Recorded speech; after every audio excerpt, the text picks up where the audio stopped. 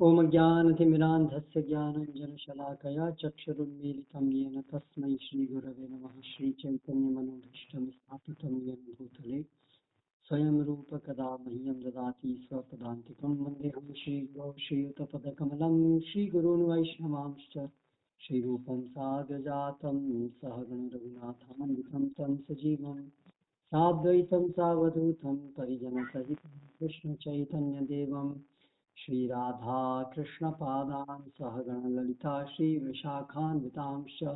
जय श्री कृष्ण चैतन्य प्रभु नित्यानंद श्री अद्वैत गदाधर श्रीवासादि गौर भक्तवृंद। हरे कृष्ण कृष्ण कृष्ण हरे हरे, हरे राम राम राम हरे हरे।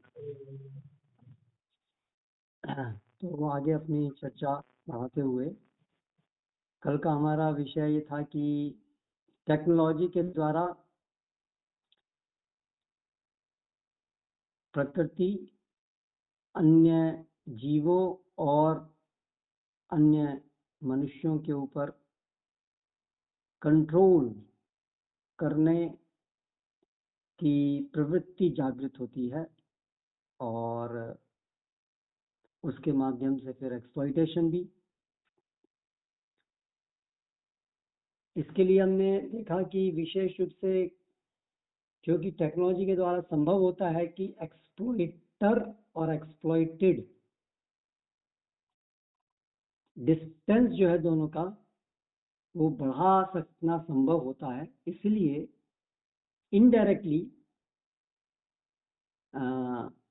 टेक्नोलॉजी से exploitation and control बढ़ता है। तो इसके कुछ उदाहरण मैं लास्ट कल ज़्यादा नहीं दे पाया, अभी मैं भूल गया था। तो जैसे एक उदाहरण देखें तो वॉर्स, आजकल की जो वॉर्स हैं जो प्राइमरली हाईली सोफिस्टिकेटेड और टेक्नोलॉजी के द्वारा डेवलप्ड वारफेयर से लड़ी जाती हैं, अगर हम उनको एग्जामिन करें तो वर्ल्ड वार 1 और वर्ल्ड वार 2 तो बहुत सारे सिविलियंस, लाखों की संख्या में सिविलियंस मारे गए, और जितने वर्ल्ड वार 1 में मारे गए उससे कई गुना वर्ल्ड वार 2 में मारे गए, क्योंकि टेक्नोलॉजी का एडवांसमेंट जैसे हुआ। फॉर एग्जांपल 2 के अंदर न्यूक्लियर वेपन्स का उपयोग किया गया। तो अभी न्यूक्लियर वेपन्स के जो परिणाम हैं कई डिकेड्स बाद तक भी आए। अभी वो परिणाम जो है उस समय तो जो न्यूक्लियर वेपन यूज करने वाले लोग थे उनको दिख नहीं रहे थे, या जो मॉडर्न टेक्नोलॉजिकल वारफेयर से जैसे मिसाइल्स, बॉम्ब्स ये सब होते हैं, तो जो उसको बटन दबाने वाला व्यक्ति है और वो जहां पर जाकर के एक्ट करता है वो बहुत दूर है, कई 100 किलोमीटर। तो उसका जो प्रत्यक्ष अनुभव होता है उसके विध्वंस का और उसकी क्रूएलिटी का, वो जो उस टेक्नोलॉजिकल वारफेयर्स को यूज करने वाले लोग हैं उनको अनुभव नहीं होता है उसका प्रत्यक्ष। इसलिए ये संभव होता है कि इतनी क्रूरता से और इतनी बड़ी मात्रा में नागरिकों को मारा जाना। सामान्यतया जो तबाही मस्ती है या जिस प्रकार से क्रूरता से लोग मारे जाते हैं, बच्चे, स्त्रियां, सब, तो उनको मारने वाला व्यक्ति ऐसा प्रतीत होता है कि बहुत ही निर्दयी लोग हो सकते हैं ऐसे मारने वाले। लेकिन सामान्यतया अगर हम देखें तो जो लोग सोल्जर्स हैं तो वो ऐसे कोई क्रूर व्यक्ति नहीं है, सामान्य व्यक्ति है। उनके हृदय में करुणाएं हैं, उनकी पत्नी, बच्चे समाज के एक सामान्य व्यक्ति हैं, उनके अंदर भी दया है, करुणा है। तो प्रश्न ये उठता है कि ऐसे अगर उनके अंदर दया करुणा है तो कैसे संभव हो पाता है कि इस प्रकार का कार्य वो कर पाते हैं जिससे कि बड़ी क्रूरता से हजारों लोग, सिविलियंस मारे जाते हैं। वो ऐसा कैसे कर पाते हैं? फिर तो उसका उत्तर ये है कि वो ऐसे कर पाते हैं क्योंकि जो क्रूरता होती है उनसे, वो तो उनको दिखती नहीं है, इसलिए वो क्रूर नहीं होकर के भी क्रूर कार्य कर पाते हैं। वो टेक्नोलॉजी के द्वारा संभव होता है। एक व्यक्ति जो हृदय में क्रूर नहीं है, वो भी एक क्रूर कार्य कर पाता है टेक्नोलॉजी की देन से, क्योंकि टेक्नोलॉजी से जो क्रूर जो जो व्यक्ति है और जो क्रूरता है, वो दोनों में बहुत बड़ा अंतर हो जाता है। उसी प्रकार से आप देखिए दूसरा उदाहरण, आज का मैकेनाइज्ड स्लॉटर हाउसेस, जिसके अंदर पशुओं को, गायों को और ये जो है चिकन, मुर्गियों को जो मारा जाता है लाखों लाखों की संख्या में प्रतिदिन, बहुत ही क्रूरता से एक तो जानवरों को सबको रखा जाता है। मीट फार्म्स, वेस्ट के अंदर फार्म्स होते हैं, उसमें जानवरों को ऐसे भरा जाता है कि वो बिल्कुल नैतिकता के विरुद्ध है। उनको केवल मांस बढ़ाने के लिए उनको खिलाया जाता है और इतनी खराब कंडीशन में रखा जाता है, क्योंकि उनका उद्देश्य बस उनको मार करके और उसका मांस बनाना है। तो वहां पर कोई भी दया की भावना नहीं होती है, बहुत ही निर्दयता से उनको रखा जाता है। ऐसे ही आप पोल्ट्री फार्म में भी देखेंगे तो बहुत ही खराब स्थिति में उनको पाला जाता है। तो जो लोग ये मांस खा रहे हैं, अगर ये लोग वो प्रोसेस को देखते होते कि कैसे स्लॉटर हो रहा है, किस कंडीशन में जानवर को रखा जाता है और फिर कैसे उनका स्लॉटर होता है मैकेनाइज तरीके से, इतना क्रूर तरीके से, तो बहुत सारे लोग जो है वो मांस नहीं खा पाएंगे। लेकिन टेक्नोलॉजी के द्वारा ये संभव हो गया कि ये जो स्लॉटर हाउसेस में तो हैं और उनसे बहुत दूर कंज्यूमर्स हैं, और वो जो है मैकडोनल्ड्स, ऐसे अलग अलग आउटलेट्स में जो आपको दिखता है, वो तो आप उसके पीछे छुपी क्रूरता को नहीं देख पाते हैं। आपको तो बहुत अंदर एक आपका जो नॉन वेज बर्गर है वो एक सुंदर से पैकेट में मिलता है और होम डिलीवरी भी हो सकती है।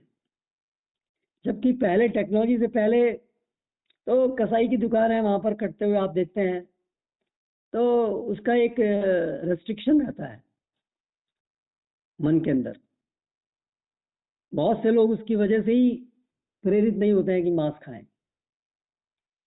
लेकिन अभी बहुत बड़ी मात्रा में लोग मांस खा सकते हैं, क्योंकि वो जो टेक्नोलॉजी के द्वारा वो जो इमोशनल बैरियर था वो सब हट गया, क्योंकि डिस्टेंस कर पाए हम लोग।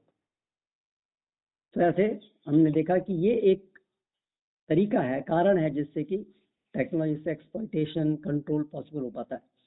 फिर हम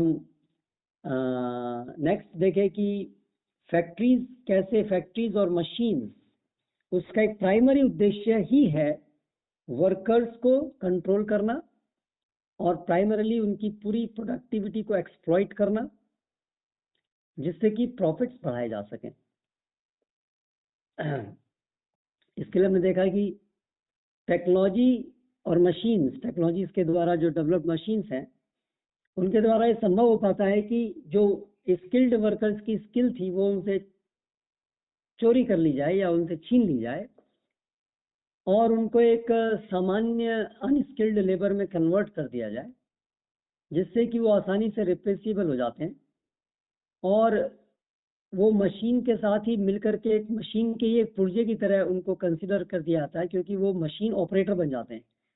तो इसलिए मशीन की ही तरह उनसे व्यवहार करना संभव हो पाता है और मशीन के अनुसार फिर वो लोग को चलना होता है। उसी के संदर्भ में हमने असेंबली लाइंस को देखा कि कैसे वो डिजाइन की जाती हैं कि वर्कर्स जो है वो पूरी अपनी बेस्ट एफिशिएंसी से काम कर सके। तो प्रश्न ये उठता है कि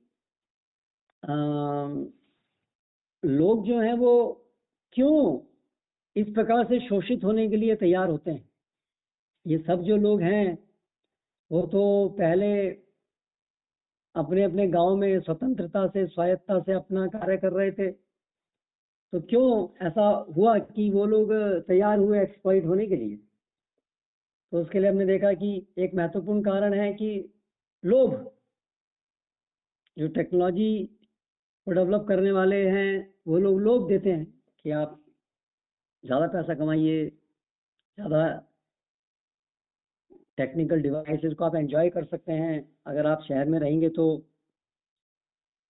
इस तरीके से लोग एल्योर्ड होते हैं, लुभाने में आते हैं और फंस जाते हैं। पर एक प्रश्न इसमें फिर भी रह जाता है कि ऐसे भी लोग होते हैं जो कि भाई हमें हमारी स्वतंत्रता चाहिए, वो हमारे ज़्यादा इम्पोर्टेंट है, वो आसानी से उनको आप खरीद नहीं सकते हैं। देखिए ऐसे भी लोग, बहुत सारे लोग हैं जो इंडस्ट्री में काम करते हैं, जिनका स्वाभिमान होता है, लेकिन फिर भी वो लोग इंडस्ट्री में काम करते हैं जिसमें उनका एक्सप्लॉइटेशन होता है। तो क्यों? तो उसका कारण ये है कि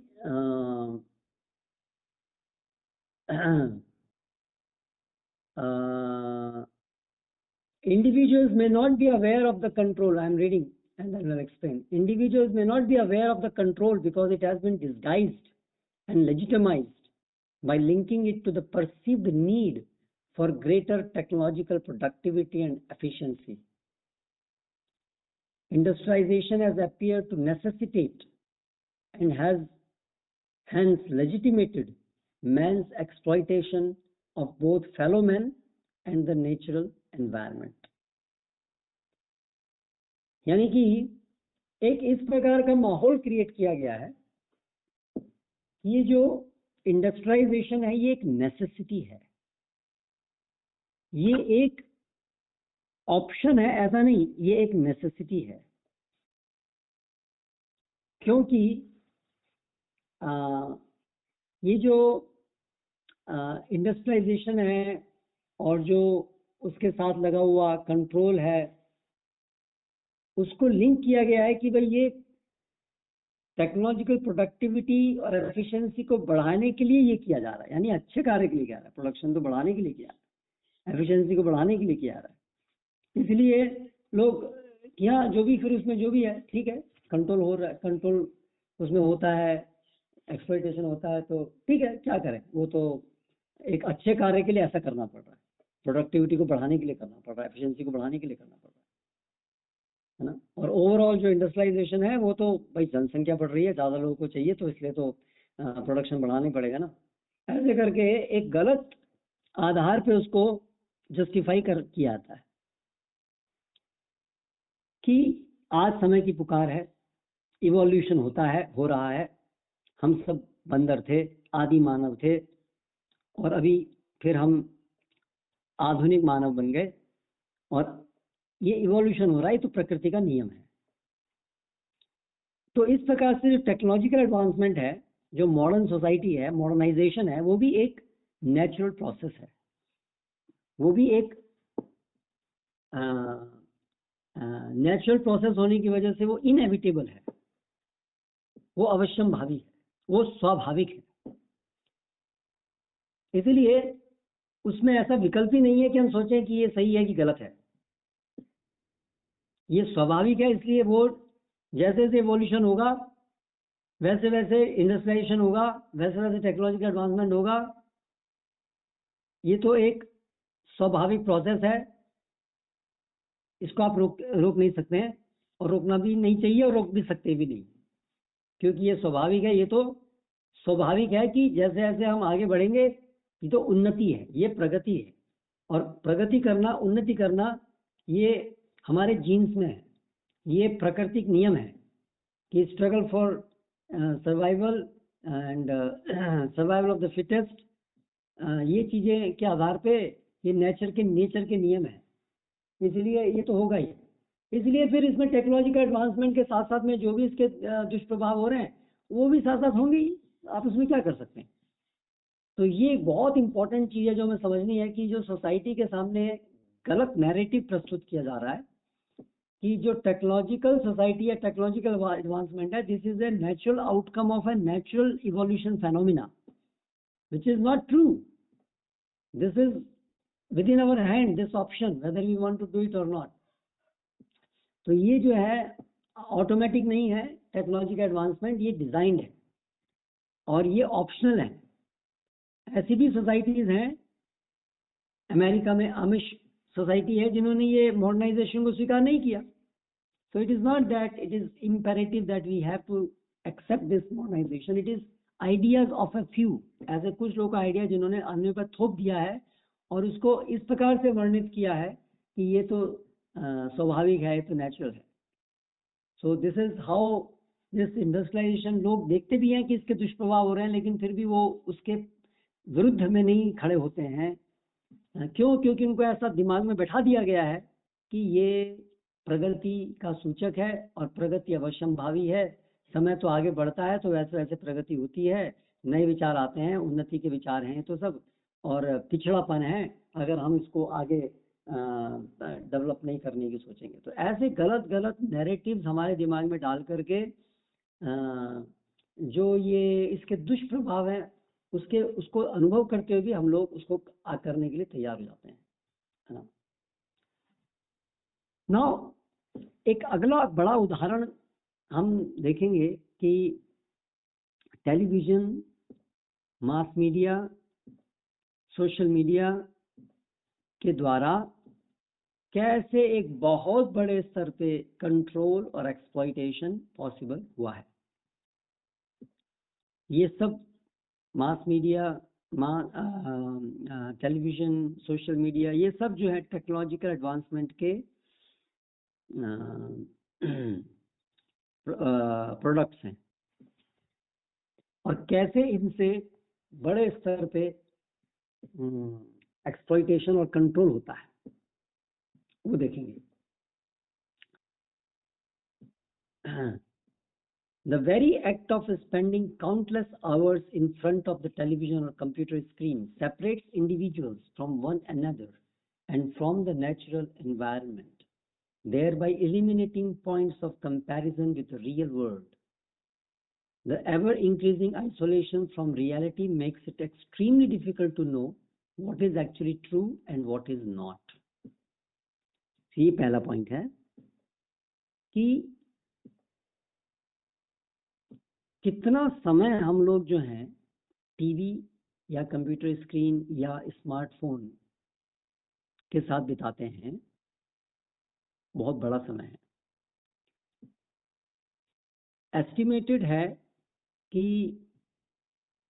अमेरिका में 99.5% लोगों के घर में टीवी है और भारत में भी बड़ी मात्रा में ये स्थिति है आज, और सारे संसार में ऐसी ही है. अभी टीवी केवल नहीं है, अभी नेक्स्ट है स्मार्टफोन्स. बहुत बहुत बड़ी परसेंटेज के पास स्मार्टफोन है और आप सब जानते ही हैं कि आज जिनके भी हाथ में स्मार्टफोन है वो प्रतिदिन कितने घंटे स्मार्टफोन में बिताते हैं. आपके कॉलेज स्टूडेंट्स के उसमें मैं थोड़ा पूछना चाहता हूँ कि कॉलेज स्टूडेंट जो हैं आपके, जो कलीग्स आप लोग हैं या आपके कलीग्स हैं, ऑन एन एवरेज कितने घंटे जो है वो स्मार्टफोन में बिताते होंगे? Any answer, any idea?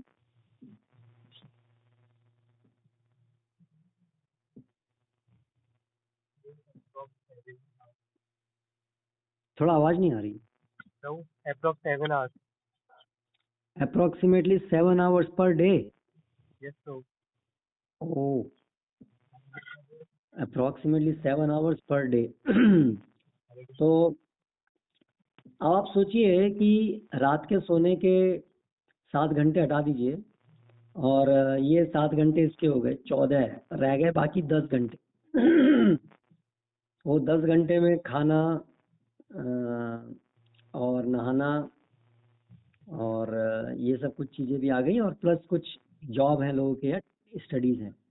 तो 7 घंटे पर डे यानी कि 1/3 ऑफ अ डे, 24 आवर्स का लगभग 1/3 लोग जो हैं वो स्मार्टफोन में बिता रहे हैं। यानी कि अगर किसी आदमी की लाइफ जो है वो 75 ईयर्स है, तो 25 ईयर्स जो है वो स्मार्टफोन में बिताता है। तो जब इतनी बड़ी मात्रा में कोई व्यक्ति, आप समझिए कि सोने के घंटे तो सोने के हो ही गए, वो तो उसमें तो आदमी जो अपने सपनों की दुनिया में है वो तो रियल वर्ल्ड से डिस्कनेक्टेड है ही, वैसे ही जो सोने के 7 घंटे हैं। जो बाकी के रह गया आपका जो समय, उसमें से लगभग 50% टाइम जो है वो हम एक ऐसी दुनिया में बिता रहे हैं जो कि अनरियल है ना। 50% अनरियल, 50% रियल, है ना। और जो रियल जो है वो भी, वो जो 50% अनरियल है उसके द्वारा 50% जो बाकी बची है उसको भी, जो हम शहरों में जीते हैं तो वो पूरा अनरियल लाइफ को ही वो भी देखते हैं, है ना। और जो बाकी 50% है जो स्मार्टफोन में देखते हैं वो पूरी तरह से अनरियल लाइफ को देखते हैं, अनरियल एक्सपीरियंसेस हमको होते हैं। तो इसलिए लोगों के लिए सही क्या है गलत क्या है, प्राकृतिक जो रियलिटी है जो भगवान के द्वारा बनाया गया, जो पूरा एक नेचुरल एनवायरनमेंट और नेचुरल चीजें हैं, वो तो हम पूरी तरह से उससे कट ऑफ हो जाते हैं। तो इसकी वजह से जो कंपैरिजन है कि रियलिटी क्या है अनरियल क्या है वो खत्म हो जाता है। ये एक बहुत बड़ा प्रभाव होता है जो ये टेक्नोलॉजिकल एडवांसमेंट से, टीवी, सोशल मीडिया, ये सब की वजह से जो चीज हुई है। So we have lost context and perspective.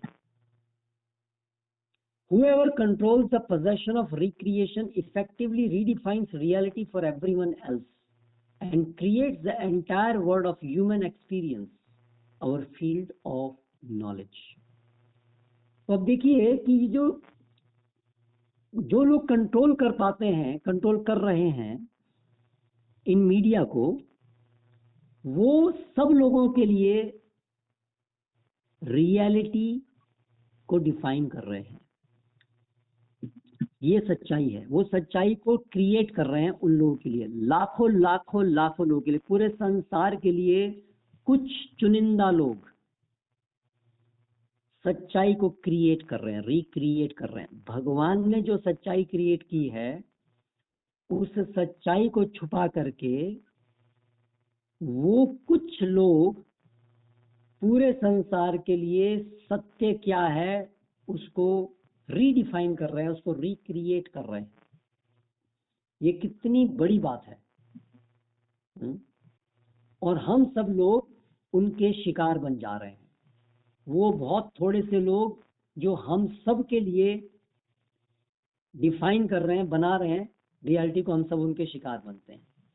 The confinement of our experience becomes the basis of their control of us. तो हमारा जो एक्सपीरियंस है वो उन लोगों के द्वारा डिजाइंड है,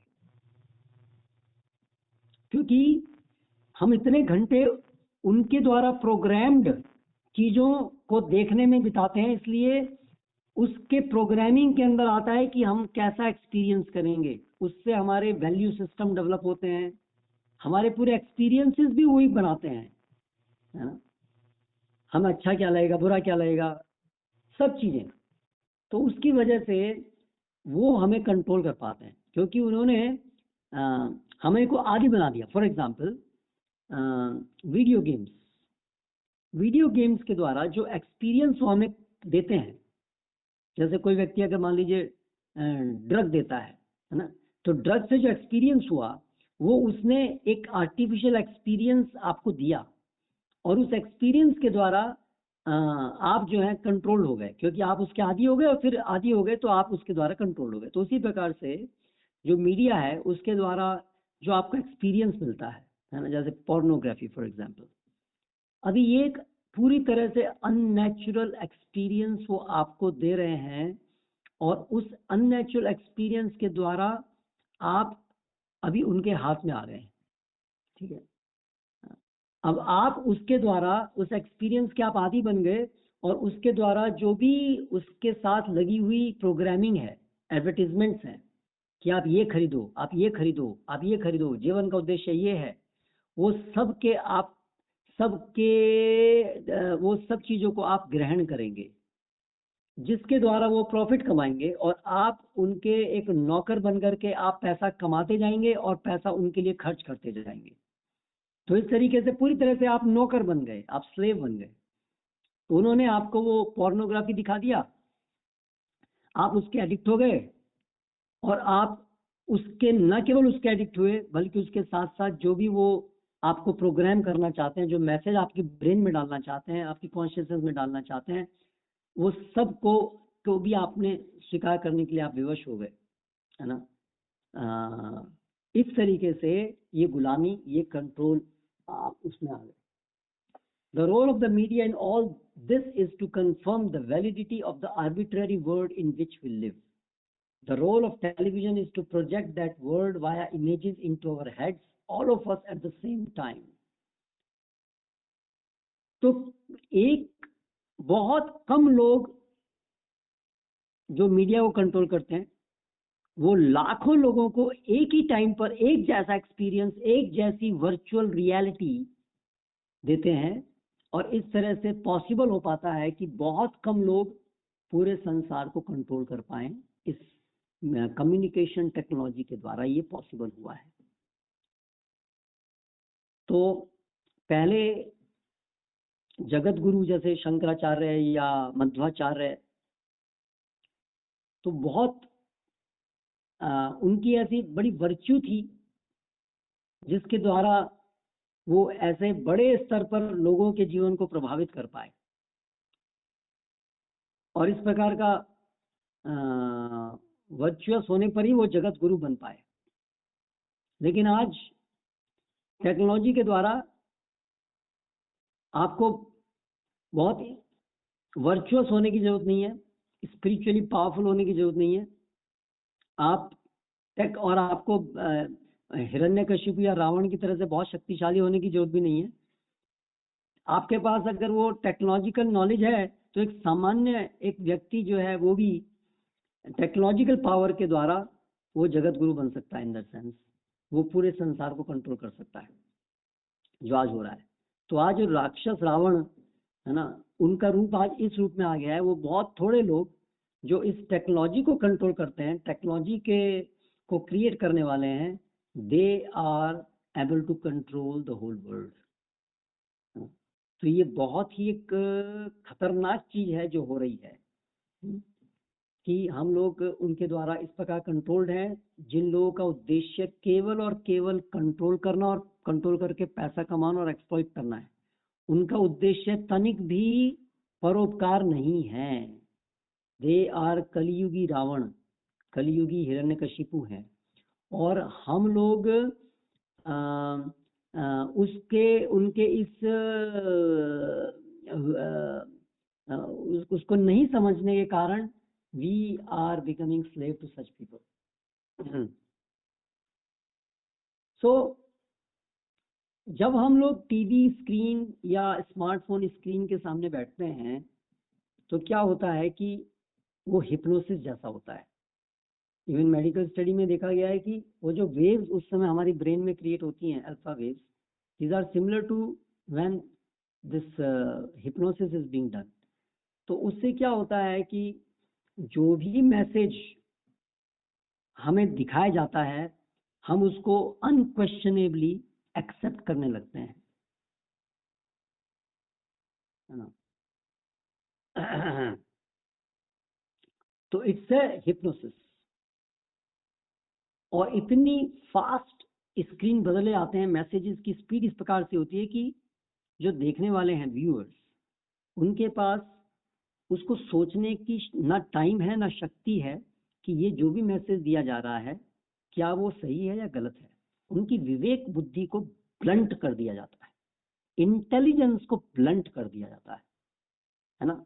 और उनकी कॉन्शियसनेस पे आप जो है एंटर कर जाते हैं। जो उनके रक्षक थे कॉन्शियस, ये इंटेलिजेंस, वो तो आपने उसको सुला दिया, है ना, उसको डल कर दिया। Now you get easy access directly to their consciousness, and then you can fill their consciousness with all type of experiences, artificial messages, and then they become like robots. They will just act what way you want them to act. they will think the way you want to think them to think. तो इस तरीके से ये technology, media technology, communication media, इसके द्वारा ये possible हो पाता है।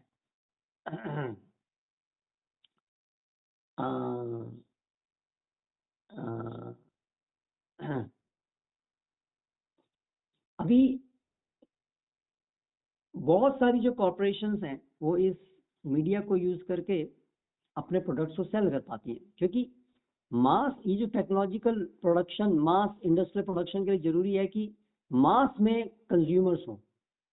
तो इसीलिए जो एडवर्टीजमेंट इंडस्ट्री है, जो आज टेक्नोलॉजी के कारण, पूरी तरह से टेक्नोलॉजी के कारण वो इतनी डेवलप हुई है, तो उसके कारण संभव हो पाता है कि एकदम से करोड़ों करोड़ों की संख्या में कंज्यूमर्स आपके बन पाएंगे सेम प्रोडक्ट के, क्योंकि एडवर्टाइजमेंट के द्वारा एक ही टाइम पर लाखों करोड़ों लोगों को आप वो एडवर्टाइजमेंट के द्वारा उनके दिमाग में कंट्रोल करके वो डाल रहे हैं कि you should buy this, otherwise your life is useless, you are unsuccessful, you don't have the treasure of the life। ऐसा करके उनको प्रोग्राम करके उनको लोग बताते हैं, तो इससे इंडस्ट्रीज चलती हैं, बढ़िया उनका प्रॉफिट मिलता है ना। So primarily advertisement is the main purpose, और बाकी जो सारी चीज दिखाई जाती हैं वो तो सब फिलर्स होते हैं एक्चुअली ना। पर्पस तो मेन यही है। आप देखिए सारे जितने मीडिया है उसमें एडवर्टीजमेंट है ना, कॉमर्शियल, वो कॉमर्शियल ब्रेक नहीं है, बाकी चीज ब्रेक है और कॉमर्शियल चीज जो है वो रियल है।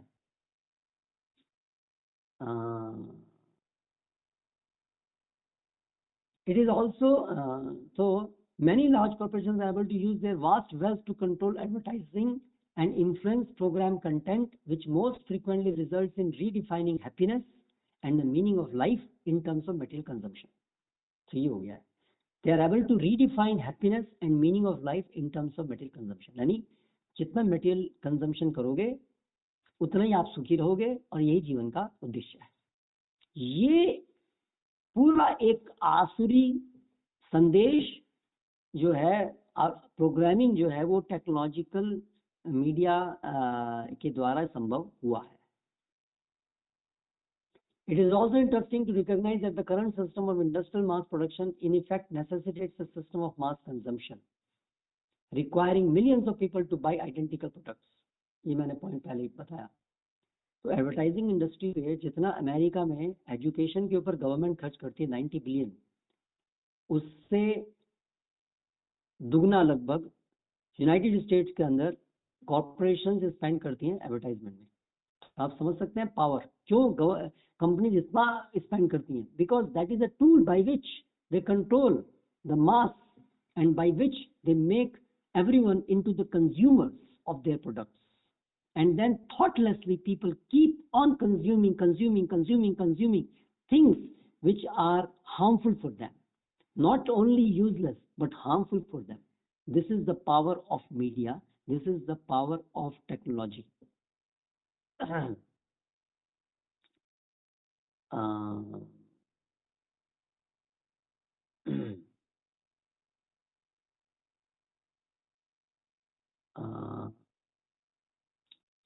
जितने भी कॉमर्शियल एडवर्टाइजमेंट हैं उसका मैसेज एक ही है, to view life as a non stop stream of commodity satisfaction. Commodity satisfaction,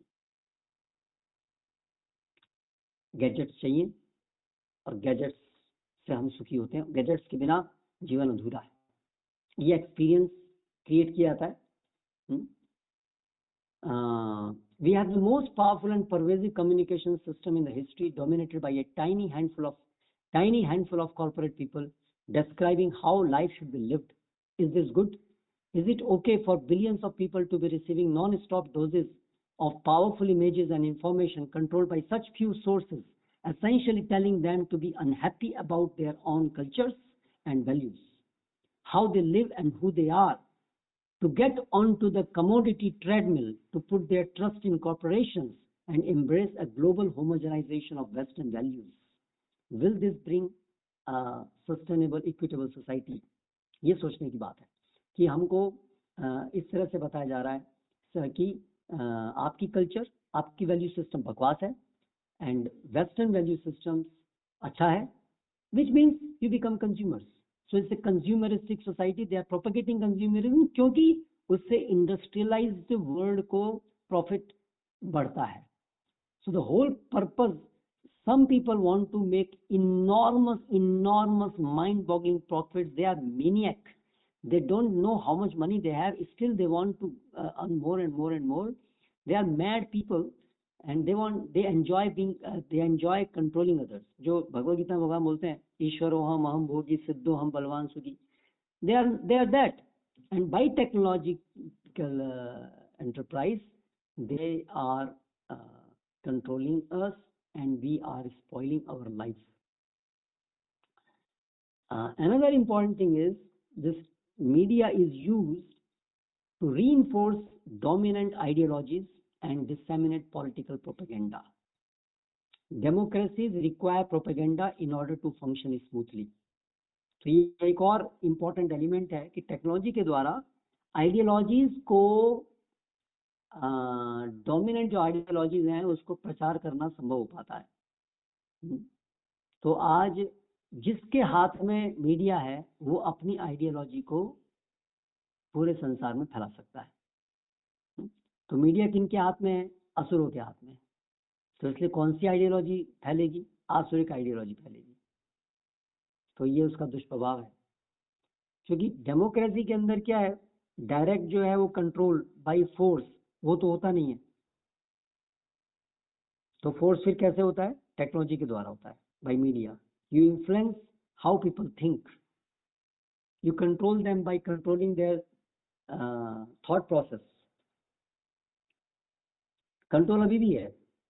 पहले राजा शासन करता तो हमने कहा वो राजा सब बेकार होते हैं, हमें किसी के शासन में नहीं रहना, हमें स्वतंत्र होना है. So now we are enjoying democracy, we are independent, but it is only independence in name. We are completely controlled, citizens are controlled, the governments are controlled by corporations. कौन सी गवर्नमेंट आएगी, उसकी पॉलिसी क्या आएंगी? Who makes the policies? Is it the people who are making the policy? We say by the people, of the people, for the people. But government and the policies are not in the hand of people. The government and policies are in the very few tiny people who govern, who control the corporations, very, very powerful corporations, and they are in control.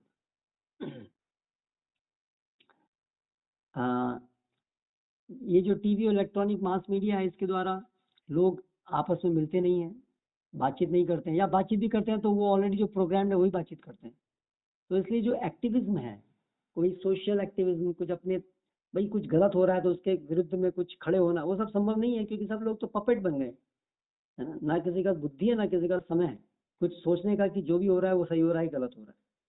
तो इस तरह से complete control जो है वो ये communication media के द्वारा आ गया. So it's a weapon of mass distraction. TV, it's a weapon of mass distraction.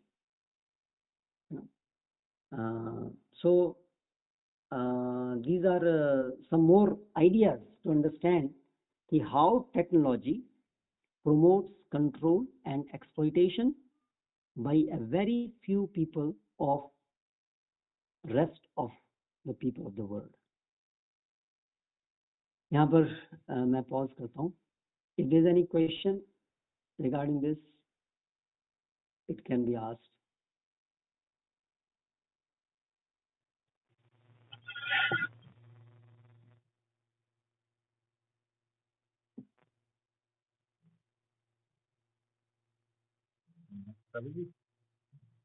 या ये जो आपने पोस्ट पढ़ा था बुक पे, या तो वो पोस्ट का रेफरेंस किस बुक में है?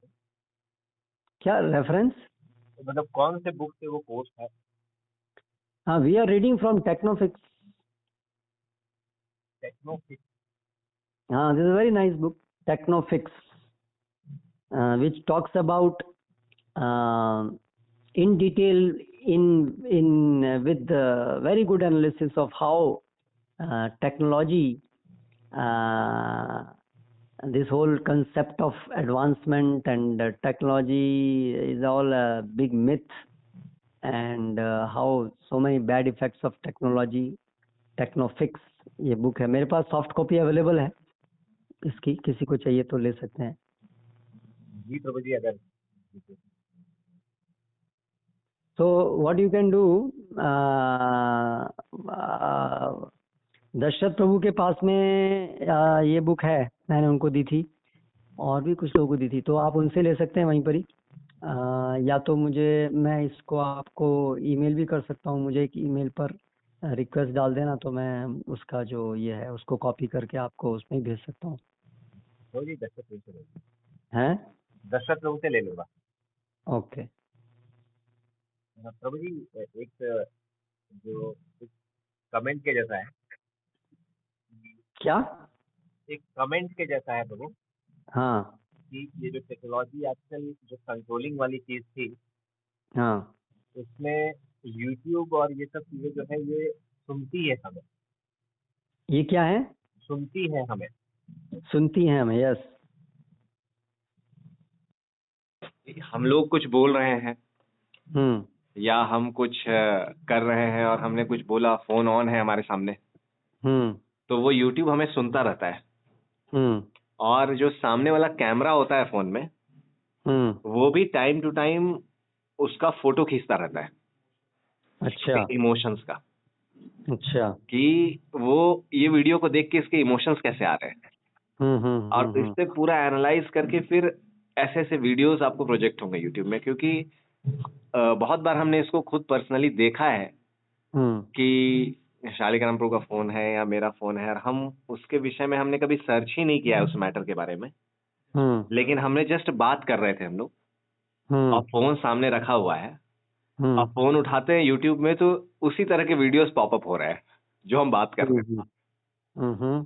तो इस लेवल तक चीजें चल रही है। और फ्रंट कैमरा से जो फोटो खींचने का होता है वो, इसलिए आजकल बहुत सारे फोन में सामने कैमरा बंद करने का भी ऑप्शन रहता है कि वो बंद कर दो उसको। एक क्लिप रहता है उसमें, बंद कर देंगे तो कैमरा बंद हो जाता है, वो दिखता नहीं। इस लेवल तक वो जा रहे हैं जी। Absolute control. Okay then, so will end here. Prabhu एक चीज और थी, मैं पूछ रहा था बच्चों से कि किन्हीं कोई प्रश्न है तो है नहीं? ओके प्रभु, एक अभी मैं एक वीडियो देख रहा था, जॉर्ज सोरोस करके एक व्यक्ति है, ये इनका एक इंटरव्यू है 60 मिनट्स में, ऑस्ट्रेलिया 60 मिनट्स।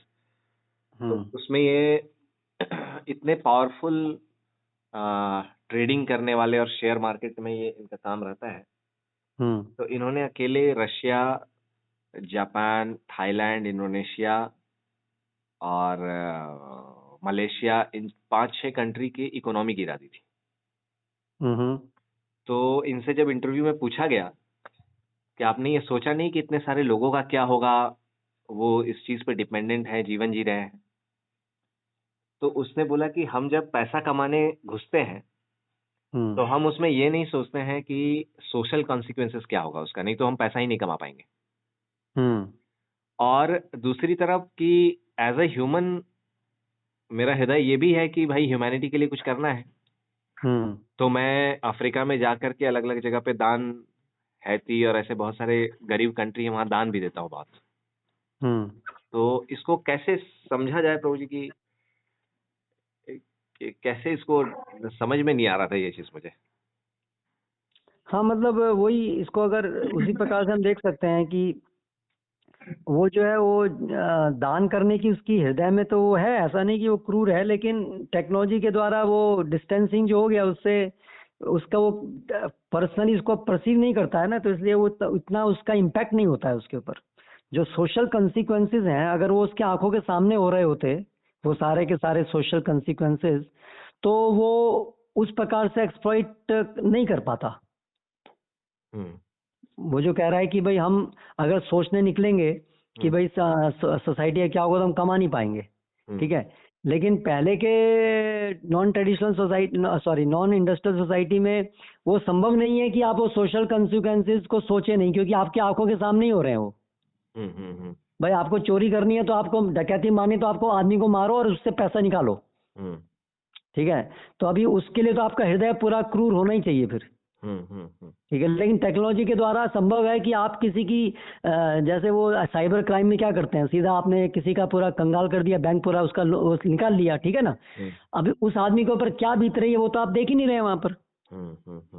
वो डकैती करना संभव हो गया है बिना फिजिकली उसको देखे कि उसके डकैती के इफेक्ट क्या हो रहे हैं। ऐसा हो गया है। जी प्रभु जी।